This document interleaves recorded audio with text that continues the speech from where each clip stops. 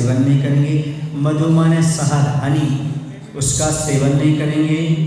और किसी प्रकार की कोई भी नशीली पदार्थ का सेवन नहीं करेंगे, चाहे वह शराब हो, चाहे वह बीड़ी हो, चाहे सिगरेट हो, चाहे तंबाकू हो, और नाना प्रकार के जो व्यसन आ गए हैं नशीली पदार्थ, उनका त्याग।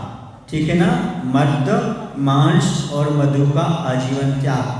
पंच उदंबर फल, बड़, पीपल, पाकर, उमर, ये जो फल होते हैं तुच्छ फल होते हैं। इन फलों को आप खाते नहीं हो, लेकिन त्याग नहीं है, इसलिए इनका त्याग हो जाएगा। ऐसे अष्टमूल का पालन करना।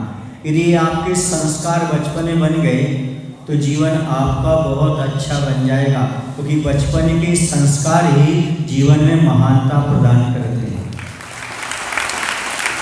कभी भी भूल करके भी ऐसी चीज़ों का सेवन नहीं करना। मित्रों के साथ भी रहना तो मित्रों से पूछ लेना, जो हमें खिला रहे हो इसमें कहीं कोई अल्कोहल तो नहीं है, उनसे पूछ लेना इसमें कहीं हनी तो नहीं है, उनसे पूछ लेना कहीं ऐसा मास्टर का पुट तो नहीं है। इन सब चीज़ों का त्याग आपका आज से हो जाएगा, ये आपके अष्टमूल गुण हो जाएंगे।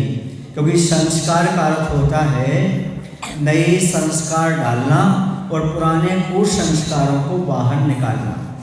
जैसे सफ़ेद कपड़ा होता है तो सफ़ेद कपड़े को पहले साफ किया जाता है, उसकी गंदगी दूर की जाती है। फिर नील समझते ना आप लोग, नील में उसको टिनोपाल में उसको डुबो देते हैं, उसको नील लेते हैं। तो जो पुराना संस्कार था गंदगी उसको निकाल दी और नया संस्कार चढ़ा दिया। ऐसे ही कुसंस्कार निकालना, सत्संस्कार डालना, इसी का नाम संस्कार है। और देखा गया है कुछ लोगों ने अपने जीवन में कि जिन बच्चों को संस्कार नहीं डाल पाए वो बच्चे आगे चल कर के व्यसनी हो गए, पापी हो गए और कुल में कलंक लगा गए।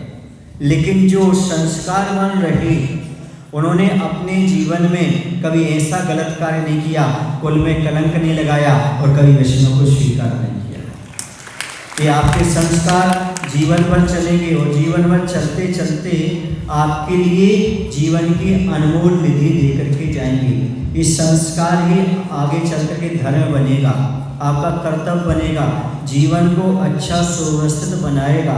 इसलिए एक संस्कार ही है जो हमारी अंदर की योग्यता को प्रकट करते हैं। यदि हम योग्य बनना चाहते हैं, किसी के उपयोगी बनना चाहते हैं, तो हमें जरूरी है कि हमारे लिए संस्कारित होना चाहिए। जो संस्कारित हो जाते हैं वह नियम से योग्य बन जाते हैं। अब आप अपने जीवन को योग्य बना पाएंगे, अपना जीवन धन्य बना पाएंगे, ये संस्कार यदि बचपन में आपको प्राप्त हो गए। इसलिए संस्कारों का जीवन में इसलिए महत्व है। बर्तन होते ना, बर्तन आपके, बर्तन का क्या होता है? यदि बर्तन में भोजन करने का बिना भोजन कर लिया जाए तो कर सकते क्या? फिर कुछ संस्कारित करना पड़ता है। संस्कार का अर्थ मांजना भी होता है। जब तक आप बर्तन को मांजेंगे नहीं तब तक वह पुनः भोग में नहीं आते। आचार्य के अनुसार एक पुनर्जन्म है। और भारतीय संस्कृति में, वैदिक संस्कृति में ध्वज बोलते, ध्वज माने द्वारा जन्म होना। ब्राह्मणों में इसके लिए ध्वज बोलते हैं, यानी द्वारा जन्म हुआ। अब आप अच्छी तरह से, अभी तो मात्र आप कुल में जन्म लिए थे, अब संस्कारों से आप जैनी बन गए, आपका द्वारा जन्म हो गया। और आप जहाँ भी जाएंगे, जहाँ रहेंगे, यदि आपके संस्कार बने रहे तो आप हमेशा जैनत्व की ध्वजा को ऊपर फैलाते रहेंगे, कभी ध्वजा नीचे नहीं होने देंगे।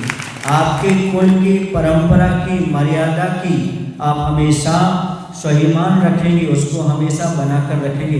देखो हमारी कुल परंपरा में मद्य, मांस, मधु का सेवन नहीं होता है।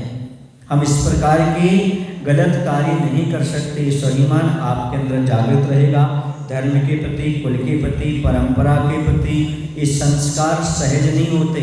और याद रखो, संस्कार आपके लिए अन्य जगह मिल सकते हैं, वो अलग चीज है, लेकिन एक भीतरागी गुरु के द्वारा संस्कार मिलना अलग चीज है। आपके लिए संस्कारवान व्यक्ति संस्कार मिलते हैं, उसका अलग महत्व होता है। मुनि महाराज संस्कार देते हैं तो दीक्षा संस्कार देते हैं, आचार्य दीक्षा संस्कार देते हैं। लेकिन आचार्य भवन की महीनी कृपा रही, आपने देखा होगा नेमगिर जिंतूर में उन्होंने छोटे छोटे बच्चों को भी संस्कारित किया। उसी को लेकर के आज आपके यहाँ ये संस्कार चल रहा है। इसमें आपके नन्हे मुन्ने बच्चे जो है ना वह संस्कारित होंगे और संस्कार के साथ अपने जीवन में कभी ऐसा कार्य नहीं करेंगे जिससे उनकी धर्म की हानि हो, उनके परिवार में कोई कष्ट हो, उनके परिवार के लोग तनाव और टेंशन में आए। क्योंकि जो व्यक्ति सप्त व्यसन का त्याग कर देता है उसके घर में आपत्ति नहीं आती, उनके परिजनों को कभी नीचे नहीं देखना पड़ता, उनके परिजनों के लिए कभी भी उनका स्वाभिमान धूमिल नहीं होता, हमेशा स्वाभिमान उनका बना रहता है। यदि कोई एक घर का बेटा शराबी हो तो समझो पूरे घर की बर्बादी है, एक जुआरी हो समझो पूरे घर की बर्बादी है। यदि संस्कार बच्चों में रहे, कभी उन्होंने जुआ नहीं खेला, मांस नहीं खाया, तो मैं सच कहता हूँ आपके बच्चे धार्मिक भी होंगे और अपने परिवार के लिए हमेशा सुख समृद्धि का कार्य करते रहेंगे। इसमें किसी प्रकार का किसी को कोई कष्ट होने वाला नहीं है। ये संस्कार बहुत महत्वपूर्ण है। आगे क्रिया भी संपादित करना है।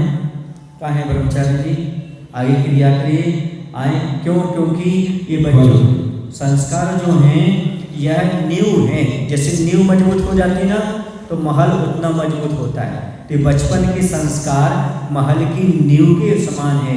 कहते जितना बड़ा आपको ऊंचा महल खड़ा करना हो, संस्कार अच्छा नींव उतनी गहरी करना पड़ती है। ऐसे बचपन में जितने अच्छे संस्कार हों उनका जीवन उतनी उन्नति को प्राप्त होगा।